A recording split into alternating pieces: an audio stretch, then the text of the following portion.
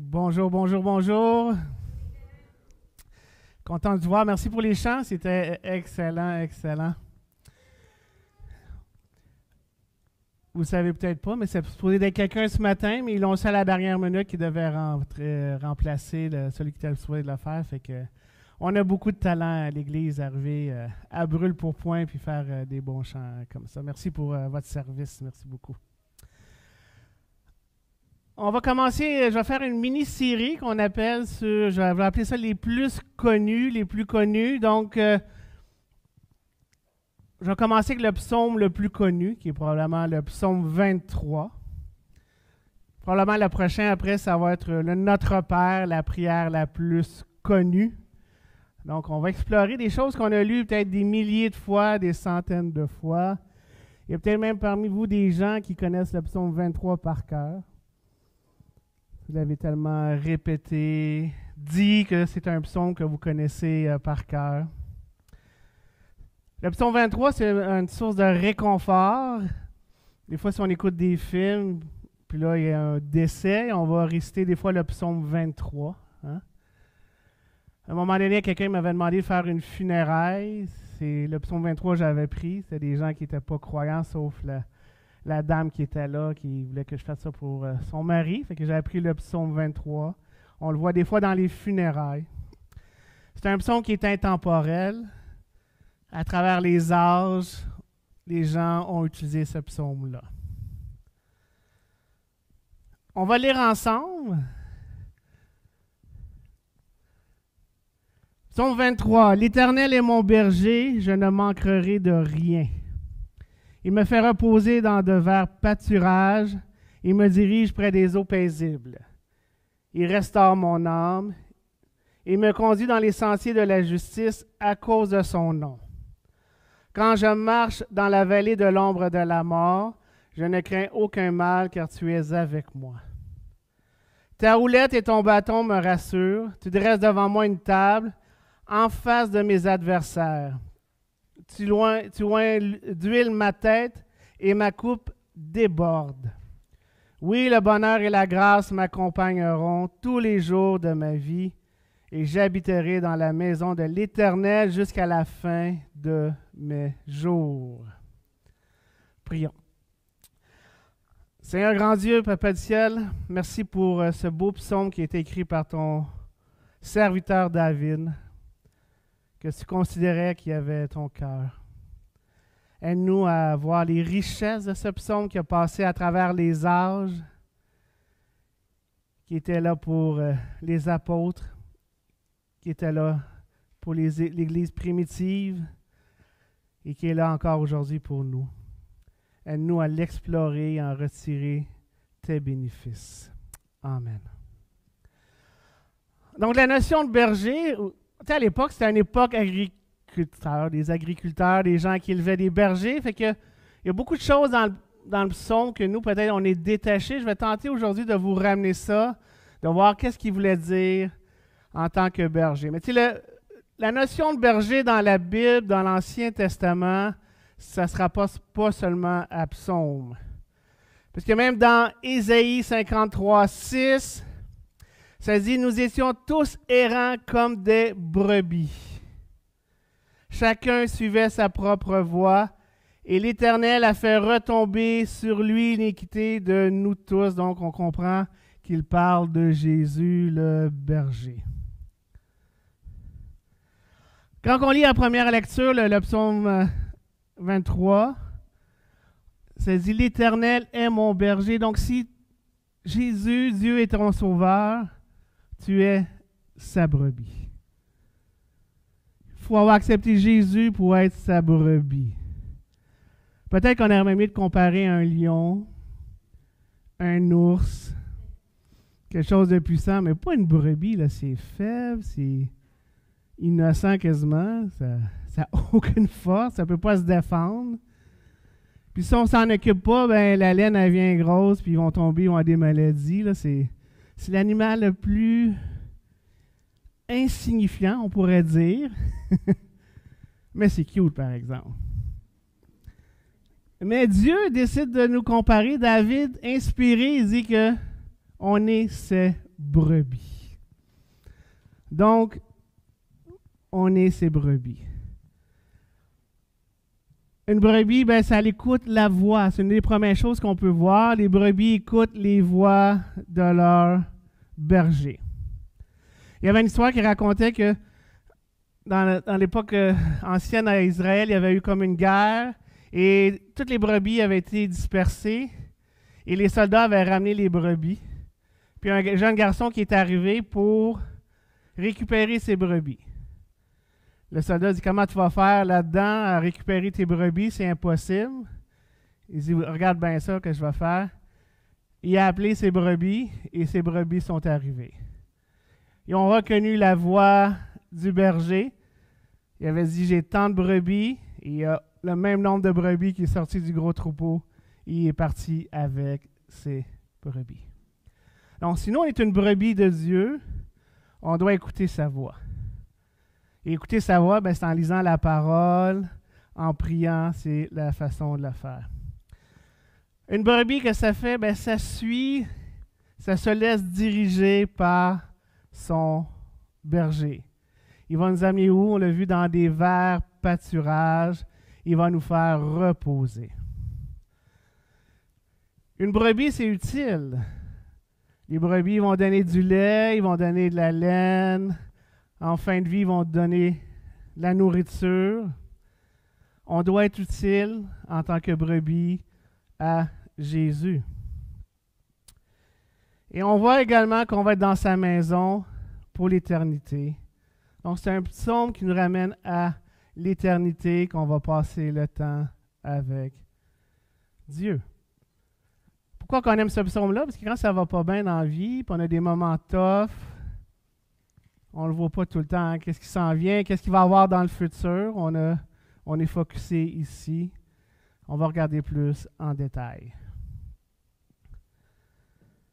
Même dans l'Apocalypse, on parle des brebis. C'est écrit dans Apocalypse 7, 17. « Car l'agneau qui est au milieu du trône les paîtra et les conduira aux sources des eaux de la vie. Et Dieu essuiera toute larme de leurs yeux. » Quand on va être rendu avec Jésus, il n'y en aura plus de larmes. Ça va être fini. Pas peut-être des larmes de joie, là, mais des larmes de tristesse, ça va être terminé. Ensemble, j'aimerais ça qu'on décortique verset par verset. On va aller voir qu'est-ce que ça veut dire dans notre contexte à nous par rapport à David qui était un berger. Il a fait ça toute sa jeunesse, élever des brebis. On va commencer au verset 1. L'Éternel est mon berger. Donc, l'Éternel, c'est Jéhovah. Yahweh. Adonai, les Juifs, c'était leur nom. L'Éternel, ça veut dire qu'il n'y a pas besoin de personne d'autre. Il a juste besoin de lui pour survivre. Et dans l'Ancien Testament, l'Éternel était associé à d'autres mots aussi. L'Éternel Jiré, donc l'Éternel qui va pouvoir. L'Éternel Shalom, l'Éternel de paix. L'Éternel qui guérit. Dans d'autres versets, c'est comparé. Il y a le mot Jéhovah avec un autre mot. L'Éternel de justice, celui qui va amener la justice. L'Éternel de ma bannière, donc quand elle est au combat, il savait que la bannière, c'était l'Éternel. Et l'Éternel qui sanctifie, qui te rend saint.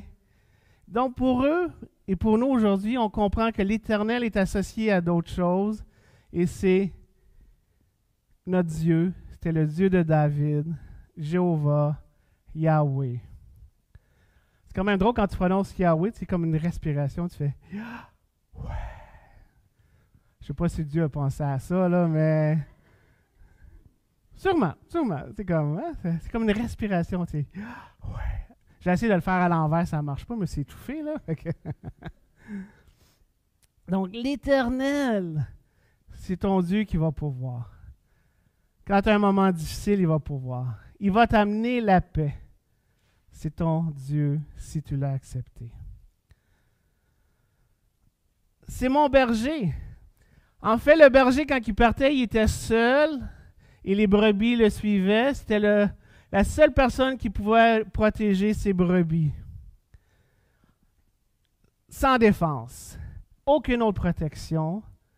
Donc, quand ils partaient, ils montaient des fois dans les montagnes, ils les amenaient aux bons endroits pour boire, pour manger. Les brebis étaient 100% pleines de dépendance de leur berger. Mais aujourd'hui, hein, les gens vont dire, je me suis fait moi-même, self-made man, c'est grâce à moi que j'ai réussi. Dépendre de Dieu à 100%, c'est pas facile.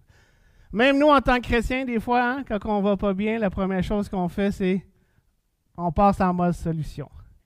La switch à on, la solution. Pink! Qu'est-ce que je vais faire? Je m'en vais où? C'est quoi je vais faire? À la place, des fois, d'être 100% dépendant envers Dieu, envers les solutions. On ne dit pas de rien faire, là. C'est pas ça là, que je vous dis ce matin. Mais est-ce qu'on est totalement dépendant de notre berger? Et qu'est-ce qui est intéressant, c'est que David dit « L'Éternel est mon berger », il le met personnel.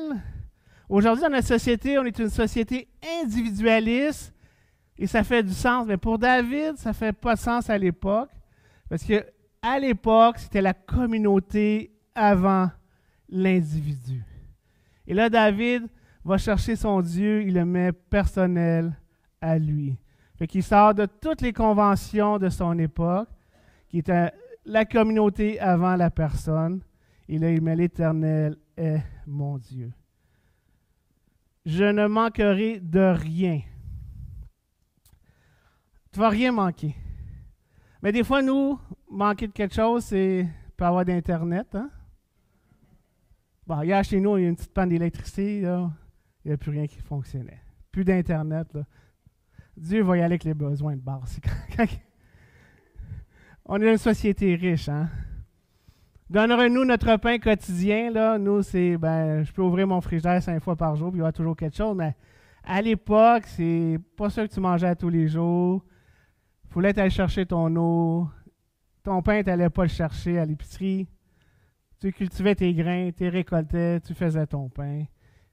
Donc, pour eux, quand Dieu dit s'occupe de toi, c'est tes besoins de base. Verset 2, il me fait reposer dans de verts pâturages. Il me dirige près des eaux paisibles. Et là, quand je lisais, il disait que les brebis, ils ne vont pas digérer leur bouffe tant qu'ils ne sont pas tranquilles. Ont besoin d'avoir le repos pour faire leur digestion et faire qu'ils doivent faire leur lait. Et les brebis ont besoin de nourriture, et ont besoin d'eau et de tranquillité avant de faire ça. Et donc, le berger, qu'est-ce qu'il faisait? C'est qu'il amenait les animaux, les brebis, dans les endroits où il y avait du gazon. Il savait qu'ils pouvaient manger.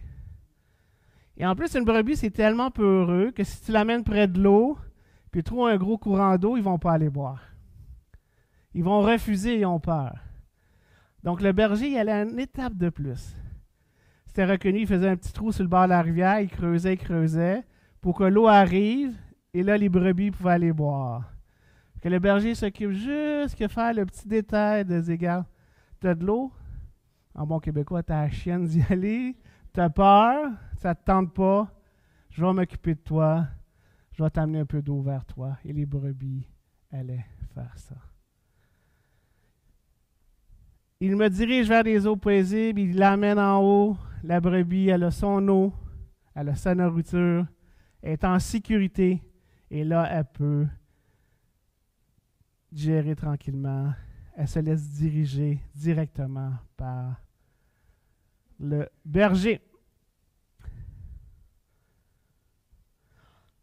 Et les brebis connaissent tellement leur maître, si des fois ça arrivait qu'il y avait plein de brebis qui étaient mélangées avec d'autres bergers, mais comme je vous disais, à la fin, ils appelaient leurs brebis, ils allaient les rejoindre. Puis que les brebis étaient totalement dépendantes, ils suivaient directement tout le temps leur... Pas tout le temps, parce qu'on va voir plus tard, des fois, il y a des brebis qui se sauvaient. Peut-être que vous allez faire partie de ces brebis-là qui vous ont fait partie dans un autre chemin. Hein? On va voir qu'est-ce que Dieu fait avec les brebis qui s'égarent.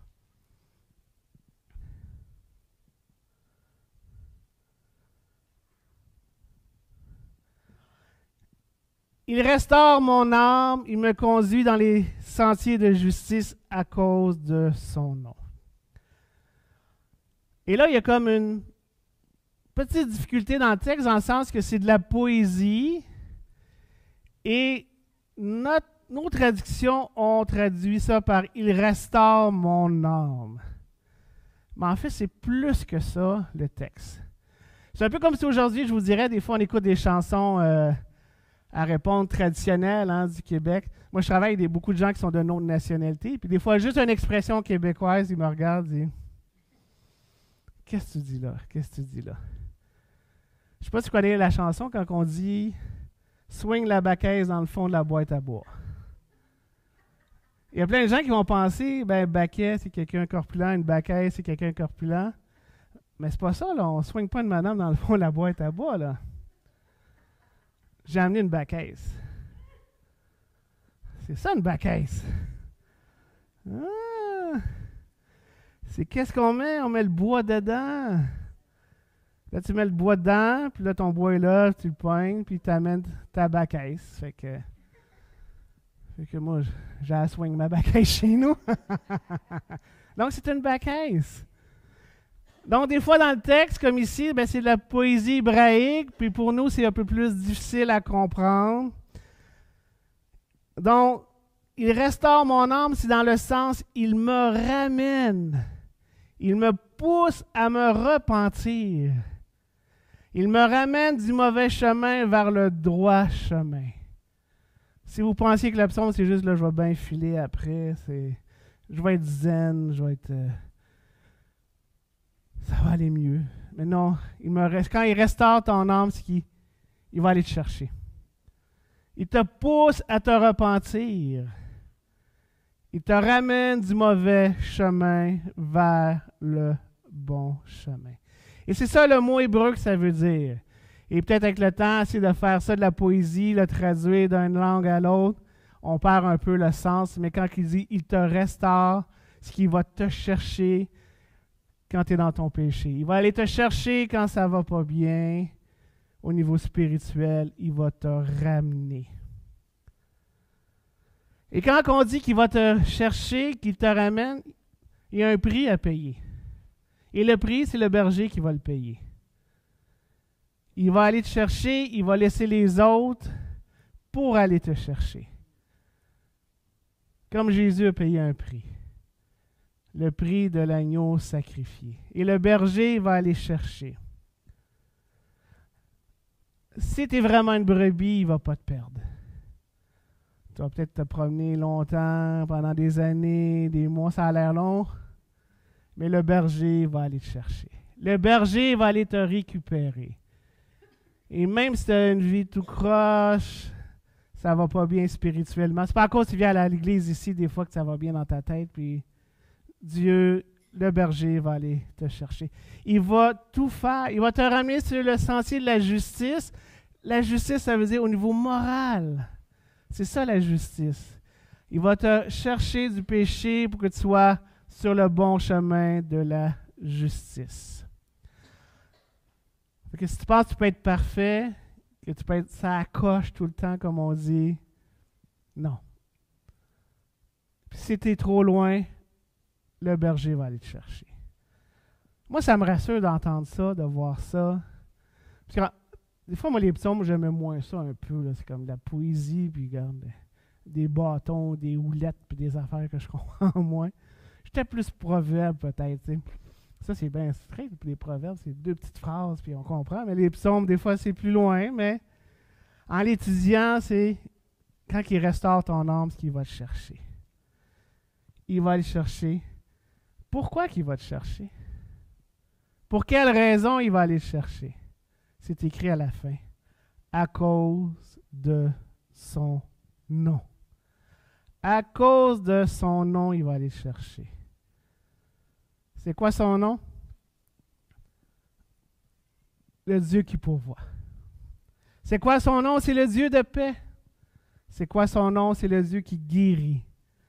C'est le Dieu de justice. C'est le Dieu de bannière. C'est le Dieu qui sanctifie.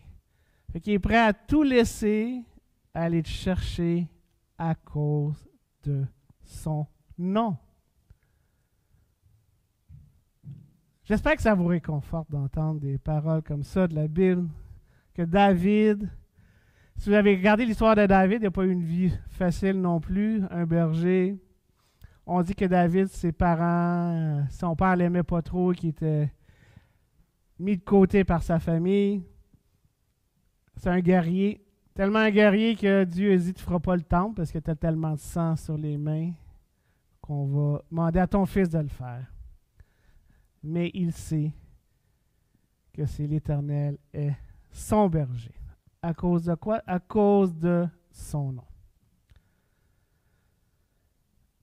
Verset 4. Quand je marche dans la vallée de l'ombre de la mort, je ne crains aucun mal. Il faut comprendre, là, quand David écrit ça, les gens comprenaient qu'il y avait des endroits que quand tu allais dans cette vallée-là, c'était un peu comme l'image ici. C'était tellement étroit qu'il y avait le berger qui marchait et les brebis devaient suivre en avant. Et le berger savait qu'il pouvait y avoir des roches qui allaient tomber, qu'il pouvait y avoir des brigands qui allaient l'attaquer. Et les brebis, ben les autres, des fois ça fige, ils ne bougeaient pas. Fait qu'il n'y avait comme pas le choix de suivre le berger. Et pourquoi qu'on dit dans la vallée de l'ombre de la mort? Ben c'était noir, c'était tout petit, tu allais directement. Il y a une ville qui est comme ça, qui s'appelle Petra en Jordanie, peut-être que vous avez déjà vu. Puis pour entrer dans cette ville-là, ça ressemble à ça. En arrière, on sculpté des grosses choses dans le roc. Et c'est tout petit, c'est vraiment tout petit. Puis quand on marche dans la vallée, l'ombre de la mort, tu as peut-être peur. Tu as peur de peut-être mourir, tu as peur de la maladie, tu as peur de la mauvaise nouvelle, tu as peur de te faire attaquer par des choses externes. La seule solution que tu as, c'est quoi? C'est de suivre le berger. Tu ne peux plus retourner en arrière, là. Et le berger va t'amener de l'autre côté. Peut-être que ta vallée, tu vas la trouver longue, là, des petits bouts, là. Comme quelqu'un a déjà dit, je l'ai déjà dit. La vie, c'est court, mais c'est long des petits bouts, hein?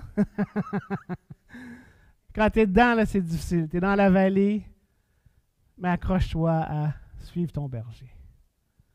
Il va t'amener de l'autre côté. Il va t'amener de l'autre côté malgré la situation que tu vis. Et c'est ça, suivre son berger, c'est d'être totalement dépendant à 100% de ce qui se passe.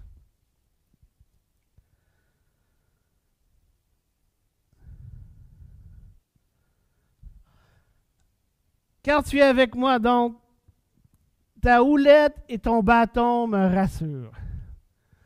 Les premières fois, je disais ça, c'est quoi ça, une houlette? C'est quoi ça, le bâton? La houlette, dans le fond, c'est le petit bâton qui est courbé.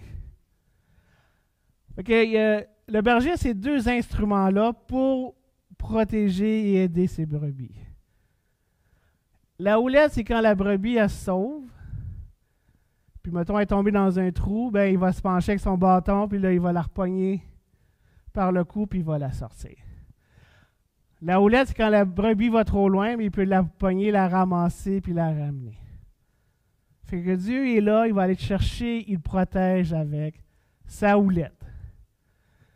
C'est à peu près à 5 pieds d'eau. Puis lui, ça peut permettre de marcher aussi, mais il y avait le petit crochet posé. Hey, Cécile, reviens ici. Hey, Yvan, reviens ici, là. Ah, t'écoutes pas. Ah, on a tous été là, hein? On s'est tous fait ramasser par la houlette de Jésus, de Dieu, on s'est tous fait ramener directement. Et il y avait un bâton qui était à peu près long de même. Il mettait des choses, soit des roches, du verre dedans. Ce bâton-là, c'était pour défendre les brebis directement contre les lions, les ours, les brigands. Fait que si un lion arrivait, on le sait, David a tué des lions, il le dit, là. Quand il était se battre contre Goliath, il dit, ben, moi j'ai tué des lions, là, ne dérange pas Goliath, là.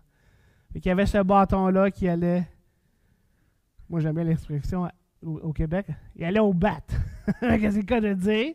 Il allait au bat, il allait avec son bâton, il attaquait. Ce bâton-là servait à une autre chose aussi. Souvent, quand il devait rester en haut le soir, il faisait comme un enclos en rond, en pierre. Et il y avait juste l'entrée qui avait comme des fois des portes. S'il n'y avait pas de porte, le berger se couchait devant. Et les brebis rentraient là-dedans.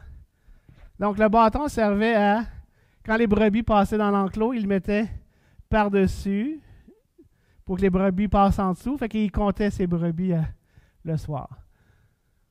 Cécile, Jean-Sébastien, Martin, Sylvain, Yvan. Oups. Il y en manque un. You, Alain? Vous taquine, mais vous comprenez que qu'est-ce qu'il faisait après? Il les laissait là. Il partait. Avec son bâton, avec sa houlette, il allait chercher la brebis. Il les aimait tellement qu'il laissait les autres. Je vais la retrouver, je vais la ramener. Il ramenait sa brebis. Souvent, par-dessus lui. À un moment donné, mes amis racontaient qu'ils disaient que dans certains cas, quand la brebis était rebelle, puis qu'elle partait trop souvent, il cassait juste la patte. Tu vas comprendre? Et puis là, il entraînait la brebis après, quand il l'amenait. À un moment donné, la brebis comprenait. Il allait jusqu'à envoyer une épreuve à la brebis pour que tu comprennes, que tu reviennes. Ta houlette, il va te ramener. Il va aller te chercher. Le bâton, il va te protéger.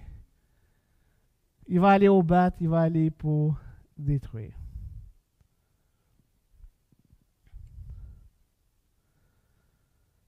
Verset 5.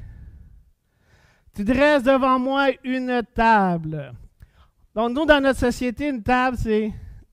Tu viens manger chez nous, on mange à la table. Hein?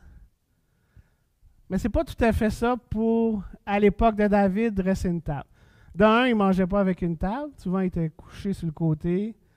Il y avait un gros plat commun, puis là, il prenait un morceau de pain, puis il mangeait avec le morceau de pain. Et qu'est-ce que ça veut dire, dresser devant moi une table? Dans le fond, c'est la nourriture. Je vais préparer la nourriture devant toi. Je vais dresser une table. Et au Moyen-Orient, et à cette époque-là, et à l'époque de Jésus, la richesse n'était pas comptée sur le nombre de possessions que tu avais. Parce que des fois, tu regardes quelqu'un avec son char et tu dis hey, lui, il doit avoir de l'argent. Là. Ou bien des dettes, l'un des deux, mais. Check du char. Il se promène en Ferrari ou en Cybertruck de Tesla, peu importe. Mais à l'époque, la richesse, c'était la nourriture que tu donnais à tes invités. Plus que le festin était gros, plus que tu avais l'air riche. Hein, vous vous souvenez, Jésus, quand son premier miracle, il l'a fait où? D'un mariage? Et les mariages, ça pouvait durer jusqu'à 7 jours. Tellement que ça avait été long, ce mariage-là, puis le monde avait eu du fun. Il n'y avait plus de vin, fait que Jésus a fait le miracle. Vous connaissez l'histoire. Fait que David est en train de montrer, là, je vais te donner la richesse, là. Je vais le montrer que tu es tout pour moi. Et la richesse, à cette époque-là, c'est le gros lunch, le festin, il va en avoir trop. L'hospitalité. Dans Genèse 18, 1-8, vous en souvenez, le Seigneur vient voir, on dit toujours c'est Jésus, ils sont 3, ils vont voir Abraham. L'Éternel lui apparut parmi les chênes de Mamré, comme il était assis à l'entrée de sa tente pendant la chaleur du jour. Il leva les yeux, regarda, et voici 3 hommes étaient debout près de lui. Quand il les vit, il courut au-devant eux. Depuis l'entrée de sa tente, il se prosterna en terre. Il dit, Seigneur, si j'ai trouvé grâce à tes yeux, ne passe point, je te prie loin de ton serviteur. Permettez qu'on apporte un peu d'eau pour laver les pieds et vous reposer sous cet arbre. J'irai prendre un morceau de pain pour fortifier votre cœur, après quoi vous continuerez votre route. Car c'est pour cela que vous passez près de votre serviteur. Il répondit, fais comme tu l'as dit. Et là, c'est le repas qui va être préparé. Donc, Abraham allait promptement dans sa tente vers Sarah et lui dit, « Vite 3 mesures de fleurs de farine, pétris et fais des gâteaux. » Et Abraham courut à son troupeau, prit un veau tendre et bon et le donna à un serviteur qui se hâta de l'apprêter. Il prit encore de la crème et du lait avec le veau qu'on avait apprêté, il les mit devant eux. Il se tint à leur côté sous l'arbre et ils mangèrent. Donc, traditionnellement, le chef du clan, c'est pas lui qui faisait la nourriture. Donc, il a demandé à Sarah de faire les pains. Il a été choisir le veau et c'est son serviteur qui le fait. Mais dans le psaume 23, Dieu assume les 3 rôles. Dieu, il pourvoit la nourriture, il prépare la nourriture. Il fait le rôle du chef, il fait le rôle de la femme qui prépare la bouffe. Il fait le rôle du serviteur aussi. Dieu, il va all-in. Le repas, la richesse, c'est tout moi qui te le donne. Je vais le pourvoir, je vais te le cuisiner, je vais te l'amener, je vais te servir. C'est fort. C'est puissant de voir que Dieu va s'occuper dans tous les petits détails. Il va le pourvoir, la table, il va la préparer, puis il va te servir. C'est notre Éternel, c'est notre grand Dieu. Et c'est où tu vas manger?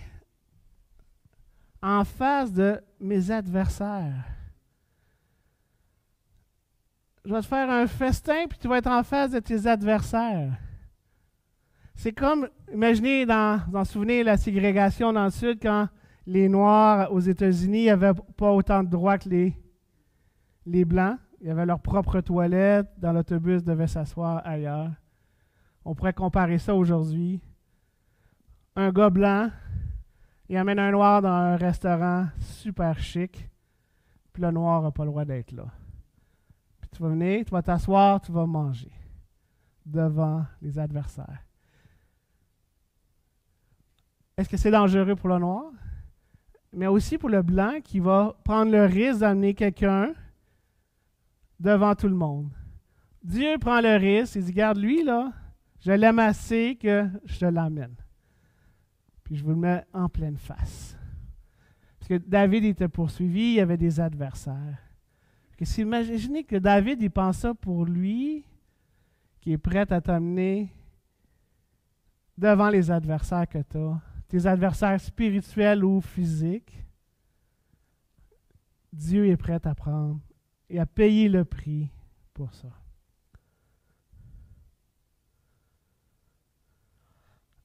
C'est le même principe qu'on voit dans le Fils prodige.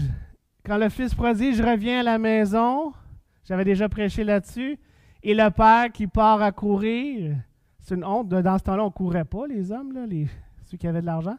Parce que courir, il fallait que tu lèves ta jupette. Ça ne court pas bien, là. Fait que montrer tes jambes, c'était pas beau. Et qu'est-ce qu'a fait le père? Son fils dépravé, il a fait pogner un veau gras, de la nourriture, il a préparé le repas, puis il a invité tout le monde à venir manger. C'est ça qui fait Dieu ici. C'est ça que l'Éternel fait. Il nous met devant nos adversaires. Là, on pourrait dire, là, c'est fini, là, regarde, j'ai déjà le gros lunch, là, je suis devant mes adversaires. Mais non, arrête pas, là.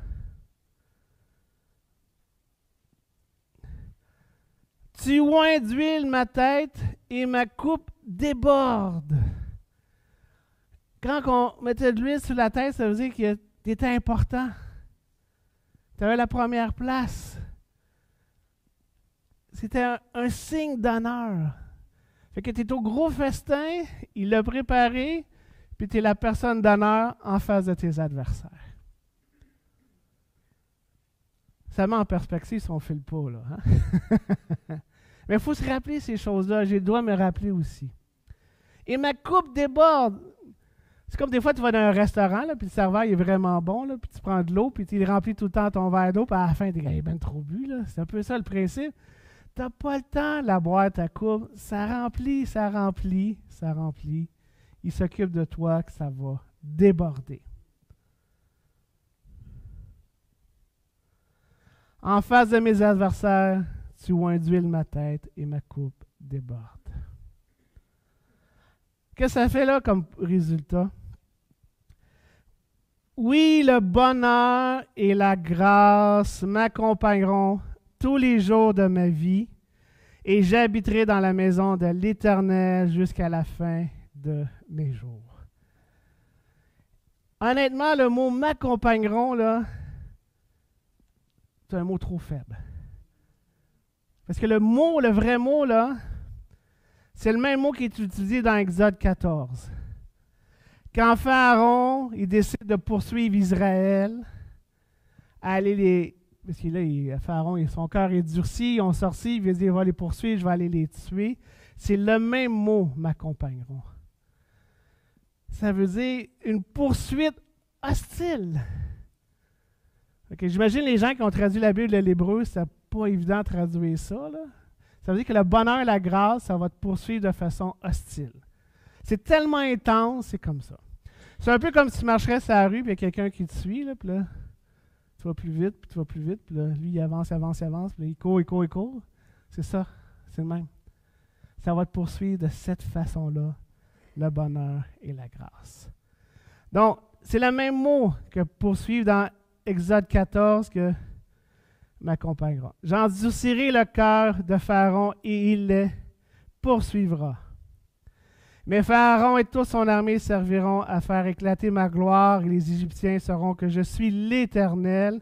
Et les enfants d'Israël firent ainsi. Verset 8. L'Éternel endurcit le cœur de Pharaon, roi d'Égypte, et Pharaon poursuivit les enfants d'Israël. Le même mot que utilise David, c'est le même mot dans le texte original. Verset 9, et les Égyptiens les poursuivirent, tous les chevaux, les phares. Donc, vous voyez l'image. Pharaon, ce n'est pas une poursuite gentille, là. Ce n'est pas une poursuite parce que je vous aime et je vous ramène à la maison. C'est une poursuite, regarde. Et David compare la poursuite du bonheur et de la grâce de cette façon-là. Ça va te poursuivre, là. Quasiment de façon agressive, là. Mais c'est ça que ça veut dire, le mot m'accompagneront, c'est vraiment une poursuite du bonheur. Donc oui, le bonheur et la grâce vont te poursuivre tous les jours de ma vie. Tous les jours. De façon agressive, Dieu va poursuivre que tu aies du bonheur, même si on ne le voit pas. Et la grâce aussi. Et j'habiterai dans la maison de l'Éternel jusqu'à la fin de mes jours. Donc, il y a deux choses qui t'accompagnent, le bonheur et la grâce. Donc, le bonheur ici, c'est comme, c'est bon, c'est plaisant, c'est utile. Et même, ça rajoute le mot, veut dire aussi, c'est moralement bon. Donc, c'est un bonheur que tu vas avoir au niveau moral, parce qu'il t'a ramené vers la justice de Dieu. Donc, ce n'est pas juste un bonheur éphémère que tu as, c'est un bonheur spirituel aussi. Et bien sûr, la grâce, ben, ça a comme deux volets. C'est comme une pièce de monnaie. Ça veut dire que Dieu ne va pas te lâcher. Il va être fidèle en tout moment et c'est donné gratuitement. Ce n'est pas mérité. Donc, Dieu te donne quelque chose de bon, qui est même juste que moralement, dans ton esprit, est bon. Et c'est pas mérité. Et ça ne va pas arrêter. En tout cas, moi, ce psaume-là, quand j'ai commencé à l'étudier, j'étais là, wow, pourquoi j'ai manqué tant de choses comme ça? Mais des fois, c'est important de revenir voir comment David l'expliquait. Parce que nous, les brebis, moi, j'en élève pas. Est-ce qu'il y en a qui élèvent des brebis ici? Si j'ai dit niaiserie, je suis correct. Donc, pour moi, ce psaume-là, il est intemporel. L'Éternel est mon berger. Donc, si en 1500, les réformateurs, Martin Luther, lisaient ça, pour lui, c'est intemporel. L'Éternel est son berger. Quand Jésus lisait ça, quand il était petit dans les psaumes, l'Éternel est mon berger. Quand les apôtres lisaient ça, l'Éternel est mon berger. Peut-être tu l'as lu il y a 15 ans, puis tu avais une période difficile. L'Éternel est mon berger. Demain, après-demain, ça va être toujours la même chose. L'Éternel est mon berger. Certaines leçons qu'on peut retenir, bien, Dieu, il va s'occuper de toi. Tu es en sécurité. Puis si tu n'es plus là, il va te ramener. Il va aller te chercher. Il va compter voir si tu es là. Il va prendre sa houlette, son bâton et son petit crochet, il va te ramener. Il va te protéger. Et le psaume, c'est une invitation à la totale dépendance de l'Éternel. J'aimerais qu'on le lise ensemble, en terminant. On est capable de faire ça, tout le monde? Oui? OK. On fait comme les musiciens. 3, 4. L'Éternel, je ne manquerai de rien.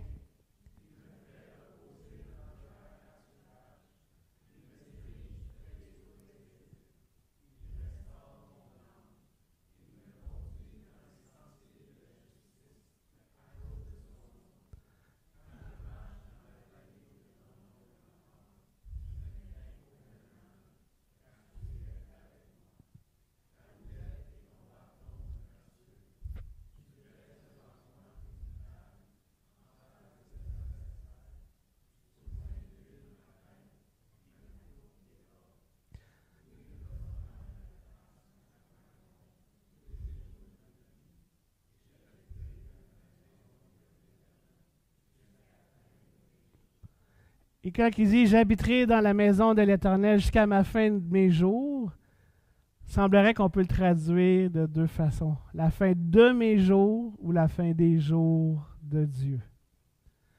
Fait que celui que je lisais dit « Prenez l'une d'une façon ou d'une autre. La fin de tes jours ou la fin des jours de l'Éternel. » Et en plus, « J'habiterai dans la maison de l'Éternel ». David, il n'y avait pas de temple encore. Il n'y avait pas de maison de l'Éternel. Fait que ça pointe vers le ciel. Donc vous allez habiter, pas juste vos jours à vous, mais les jours de l'Éternel. Je vous invite cette semaine à peut-être prendre le temps de le relire, de le prier, et que Dieu vous fortifie. Je vous souhaite une bonne semaine.